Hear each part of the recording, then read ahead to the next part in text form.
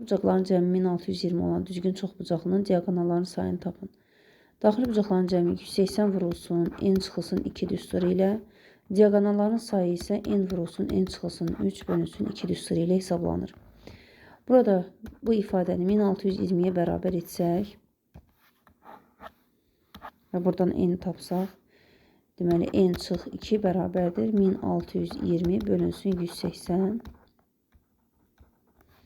1620 dərəcəni 180-ə bölsək hər ikisini, deməli sıfırların, buradan sizə 162-ni 18-ə bölsək, neçə dəfə düşər? 9 dəfə. N çıxılsın 2 bərabərdir 9 alarıq, n də bərabərdir 9 üstəgəl 2, yəni 11. Deməli, n 11-dirsə, diaqonalların sayı n vurulsun, n çıx 3 bölünsün 2 düsturu ilə hesablanırdı.